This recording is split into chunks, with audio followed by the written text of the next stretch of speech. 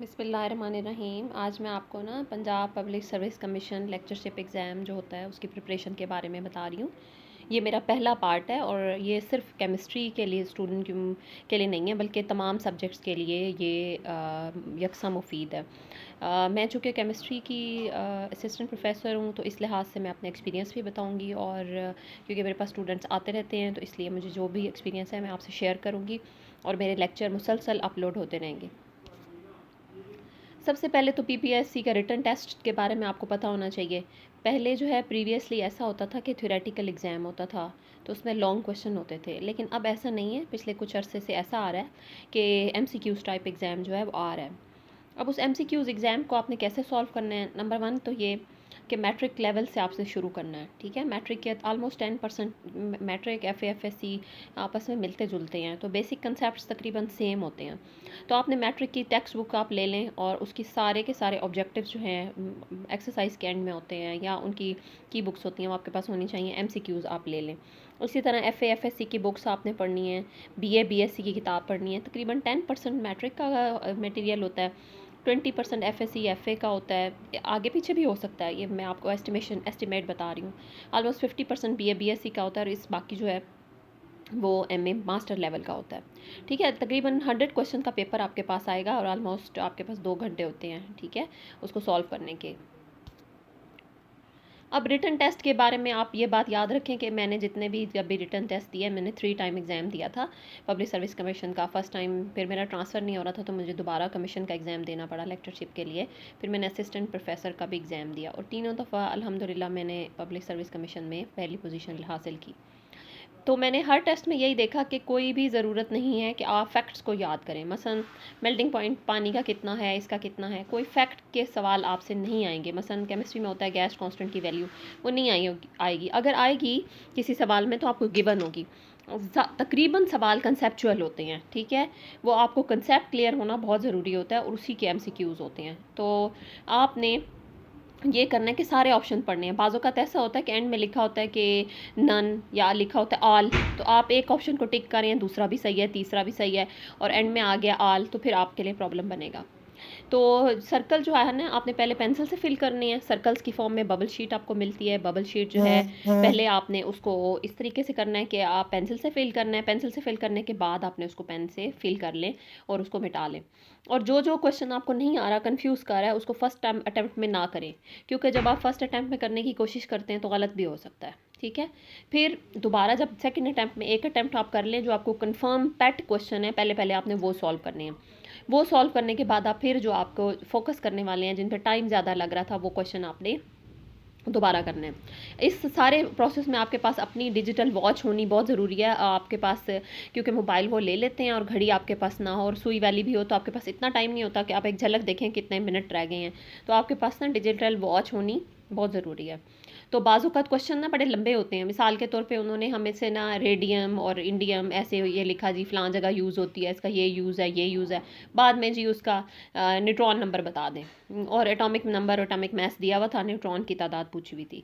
तो मतलब क्वेश्चन बड़ा सिंपल सा था, लेकिन उससे पहले ना उसके बारे में बड़ी सारी डिटेलें दी हुई थी। तो आपने इससे परेशान नहीं होना। अक्सर डिस्क्रिप्शन काफ़ी सारी आई हुई होती है, लेकिन जो सवाल है ना, उसमें वो बाद में एक अहम सा बीच में से ना छोटा सा निकल रहा होता है। अच्छा, ये बात आपने याद रखनी है। और अपने आप को टीचर ना समझें कि मैं टीचर हूँ, बस ठीक है, मैं तो पढ़ा रहा हूँ, मुझे सब आता है। नो, अपने आप को स्टूडेंट समझें, और ऐसे समझें कि मैंने पेपर देना है, तो मैं मैट्रिक का भी पेपर देना है, मैंने एफए एफएससी का भी देना है, बीए बीएससी का भी देना है, एमए एमएससी का भी देना है, और मैंने सारे पेपर्स देने हैं, और मैंने हर हर चैप्टर का पेपर देना है। अगर आप ऐसे समझेंगे तो आप यकीनन क्वालिफाई हो जाएंगे। अपने आप को कभी भी टीचर समझ के, या जी मुझे तो आता है, बस ये आ गया, नो। आप उसका पूरा एग्ज़ाम दें, एग्ज़ाम दे के तैयार करें, एक चैप्टर प्रिपेयर करें, उसे अच्छी तरह समझें, बार बार समझें, सॉल्व करें। सॉल्व करने के बाद किसी से पेपर बनवा के हर चैप्टर का आप एग्ज़ाम दें। फिर मैट्रिक की टेक्स्ट बुक आपके पास सारी होनी चाहिए, आप उनको सारा पढ़ें, और उसकी एक्सरसाइज सॉल्व होनी चाहिए, एमसीक्यू सारे सॉल्व होते हैं। और फिर इनकी जो की बुक्स होती हैं, ऑब्जेक्टिव बुक्स होती हैं, मार्केट में आपको गाइड बुक्स बड़े आराम से मैट्रिक लेवल की मिल जाती हैं, वो लें, उनके एमसीक्यू सॉल्व करें। फिर एफएफएससी की किताब आपने सारी रीड करनी है। इसमें से आपने बिल्कुल जो फैक्ट्स हैं, जो बिल्कुल एग्जैक्ट वैल्यूज़ होती हैं, ये चीज़ें आपकी नहीं आती। ठीक है, कि ये क्या है, हाँ ऐसा यूनिट्स है, तो यूनिट तो आ सकता है कि यूनिट क्या होता है, लेकिन ये नहीं आ सकता कि उसकी वैल्यू क्या है, वैल्यूज़ अक्सर नहीं आती, उनको आप ना पढ़ें, ठीक है। और इसके अलावा बहुत अच्छी तरीका ये है कि एमडी कैट की जो बुक्स होती हैं, मेडिकल कॉलेज या इंजीनियरिंग कॉलेज की एंट्रेंस टेस्ट किताबें होती हैं, उसके सारे शॉर्ट क्वेश्चन जो हैं आप सॉल्व करें। फिर उसके हर ऑप्शन को आपने पढ़ना है, ये नहीं होना कि आप एक ऑप्शन को छोड़ दें, सारे ऑप्शन पढ़ने हैं। बीएससी की किताबें भी आपने पढ़नी है, और वो आपको जो है ना, उसमें बहुत पार्ट उसमें से होता है। बीएससी का ये बात है कि अगर आपने पढ़ चुके हैं मैट्रिक एफएससी, तो बीएससी का बहुत सारा पार्ट जो है आपका सॉल्व हो जाता है। मास्टर लेवल का मटेरियल अगर आप पढ़ लेते हैं तो बहुत ही अच्छी बात है, तो आप तो फिर 90 प्लस में जा सकते हैं। इसके अलावा एक और बहुत ही अच्छे स्टूडेंट हैं तो आप जीआरई की किताब ज़रूर खरीदें। जीआरई की मैंने बाय की थी, केमिस्ट्री की, वो सॉल्व करना, लेकिन वो एंड में सॉल्व करें, पहले वो आपसे सॉल्व नहीं होगी। वो इंटरनेशनल लेवल का एग्ज़ाम होता है, उसके लिए ना ग्रेजुएट रिकॉर्ड एग्जामिनेशन, तो उसके लिए वो इस्तेमाल होती है, तो वो मैंने प्रिपेयर की थी। उसके एंड में ऑप्शन आंसर भी दिए होते हैं, और उसका ना बात समझाई भी होती है कि ये ऑप्शन क्यों गलत है, ये ऑप्शन क्यों सही है, तो उसमें आपको बड़ा अच्छा सा कंसेप्ट मिल जाता है। तो अगर कोई कंसेप्ट आपको कन्फ्यूजन कर रहा है तो आपको ना यूट्यूब पे हर तरह के लेक्चर मिल जाएंगे, और आपको मैंने यूट्यूब पे कुछ भी सर्व किया है तो वो इंग्लिश लोग और तरह तरह के लोग आपको जो है ना गाइड कर रहे हैं एक एक कंसेप्ट। तो बजाय आप जब किताब पढ़ते हैं तो उसमें आपको थोड़ा सा ना टाइम ज़्यादा लगता है, तो 2-4 लेक्चर आप सुन लेते हैं 5 मिनट 10 मिनट के, फिर जब बुक रीड करेंगे तो आपको ना बड़े अच्छे से समझ आ जाएगा। फिर वो ना प्रैक्टिस भी करा रहे होते हैं। मसलन खान अकेडमी जो है उसमें आपको 6 लेवल का भी मेरा बेटा है, तो मैंने उसे सॉल्व कराया, तो उसने वो ऑप्शन दे रहा था, ये लेवल 1 अब ये सॉल्व करें, नेक्स्ट सॉल्व करें मैथ के क्वेश्चन और इस तरह। तो वो आप देख लें, आप सब्जेक्ट आपके सब्जेक्ट से रेलिवेंट है तो आप ना उसको भी कर सकते हैं। अच्छा, बुक्स भी अवेलेबल है मार्केट में, मसलन मैंने डॉगरसन, और मुझे नाम नहीं आप पता किस किस वालों के हैं, मैं पूरे नाम नहीं ले सकती, यहाँ पे बहुत सारी किताबें हैं जो कि ना आप जाएं अच्छे बुक शॉप पे, जितनी भी एमसीक्यू किताबें हैं वो ले लें। लेकिन ना उसमें एक प्रॉब्लम ये होता है कि समटाइम्स जो है वो रॉन्ग एमसीक्यूज़ का आंसर भी दिया होता है, तो आपने बड़ा विजिलेंटली उसको पढ़ना है, उसमें आपकी ना मिस्टेक नहीं होनी चाहिए। आप इतना अच्छा पढ़ें कि आप ऑप्शन लगा रही हैं और वो ऑप्शन जो है समटाइम आ भी जाए और कभी मिस्टेक ना हो। किसी भी आप जो बुक लेंगे टेक्स्ट बुक के अलावा, उसमें मिस्टेक के बड़े चांसेस होते हैं, चाहे मैं भी बोल रही हूँ, मुझसे भी हो सकती है मिस्टेक, किसी से भी हो सकती है, ठीक है। फिर प्रीवियस पेपर जो है ना वो आपको लाजमी हासिल करने हैं, उसमें आप देख लेंगे तो आपको बड़ा अंदाज़ा हो जाएगा। वो आपको देखने में बड़ा ईजी लगता है कि ये तो जी बहुत आसान है और इस तरह से मैं तो जी ये कर लूँगा, ऐसा नहीं होता। जब आप वहाँ जाते हैं वो आपके लिए अननोन जगह होती है, आपका उसको स्ट्रेस लेवल बहुत हाई होता है, तो आप उतनी आसानी से नहीं कर सकते।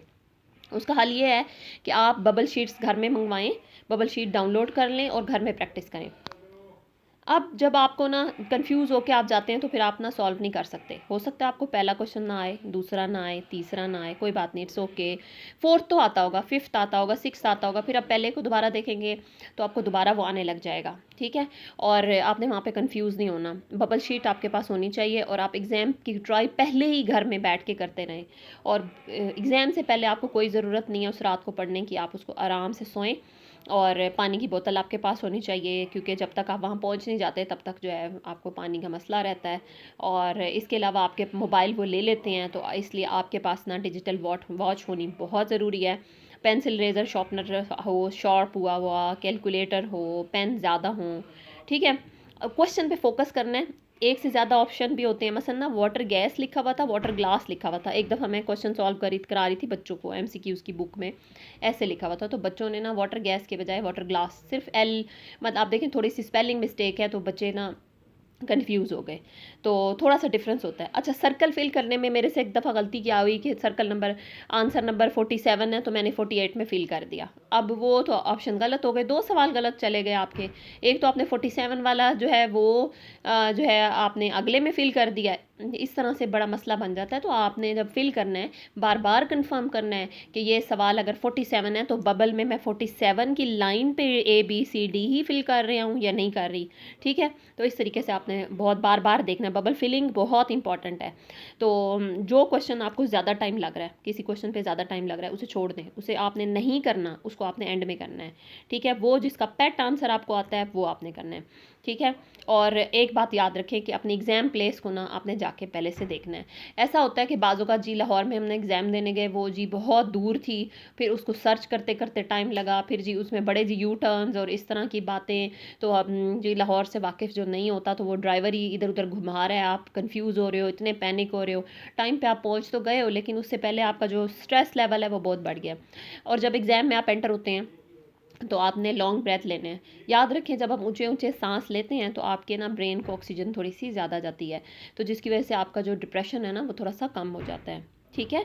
इसलिए आपने अपनी एग्ज़ाम की प्लेस को 1 दिन पहले लाज़मी जाके देख लेना है। चाहे आपको पता भी हो फिर भी आपने कन्फर्म कर लेना है यहीं पे एग्ज़ाम है, और इस तरीके से अपनी टाइमिंग सही याद रखनी है, अपनी रोल नंबर स्लिप साथ लेके जानी है, आपका आईडी कार्ड साथ होना चाहिए। प्रैक्टिस के लिए आप बबल शीट्स काफ़ी सारी निकाल लें और हर क्वेश्चन के ए बी सी जो ऑप्शन है उस पे बबल शीट पे ही सॉल्व करके फिर अपना मार्किंग खुद करें। ठीक है? एमसीक्यूज़ एग्ज़ाम की आपने हर चैप्टर की खुद निकाल के एमसीक्यूज़ खुद एग्ज़ाम देना है। अगर आपको कोई टीचर मिलता है तो वो करा देता है। आपको जितनी भी देखें, अगर आप एक दफ़ा जॉब ले लेते हैं और अगर आपकी एक पे बनती है, फर्स्ट स्टार्ट 40,000 से 45,000 बनती है, और अगर आप एक उस्ताद को आप 40,000 के बजाय 20,000 दे देते हैं तो ये it's not a big deal कि आप एक 20,000 रुपए में आप एक उस्ताद से कॉल करके ले रहे हैं। जो सारी ज़िंदगी आपने 45,000 अर्न करना है वो तो अब कहीं भी नहीं गया ना।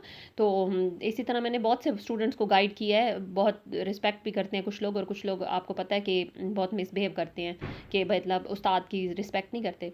तो लेकिन आपने ये करना है कि आपके पास अगर कोई बहुत लाइक टीचर आपके इर्द गिर्द है तो आप ज़रूर उनके पास जाएँ। वो ज़रूर आपको कोई ना कोई अच्छी बात बताएँगे।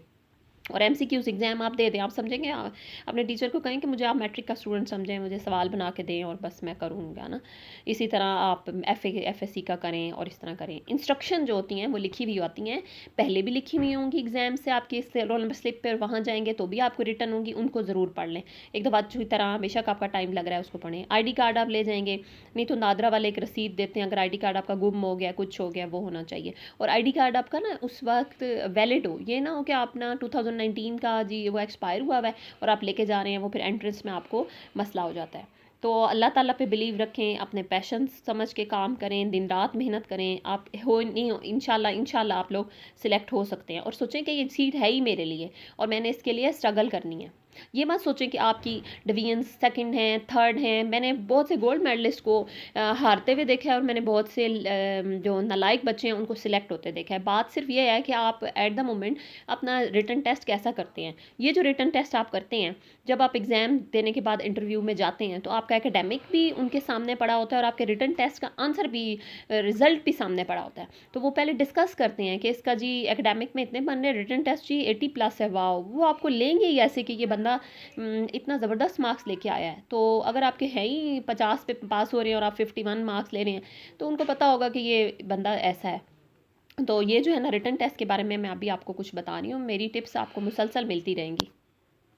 तो ये जो है ना, अगर आपको मेरी सारी चीज़ें मुफ़ीद लगी हैं तो मैं इंशाल्लाह ताला आप इन टच रहें, मेरे चैनल को सब्सक्राइब करें। मैं आपको मुसलसल जो है पीपीएससी का फॉर्म कैसे फ़िल करना है और कितनी अटैम्प्ट्स होती हैं, कोई भी कन्फ्यूजन है आप नीचे लिख के कमेंट बॉक्स में लिख सकते हैं। और मैं आपको ना कंटिन्यूसली वीडियोज़ देती रहूँगी और आपने परेशान नहीं होना। और ये जॉब इंतहाई आसान और अच्छी जॉब है जिसमें आपके ड्यूटी आवर्स कम है। और मतलब आपको जो है ना इस तरह नहीं होता कि स्कूल में आपको पता है स्कूल साइड में कॉपीज चेक करना और ये सारा कुछ उस तरह का नहीं होता। आपने लेक्चर डिलीवर करना होता है, स्टूडेंट ज़रा बड़े होते हैं तो उनको डील करना, उनकी और रिक्वायरमेंट्स होती है, मेहनत तो है लेकिन ये कि थोड़ा सा आसान है ये job. Thank you very much. मुझे उम्मीद है कि आपको मेरा लेक्चर पसंद आया होगा। Thank you very much.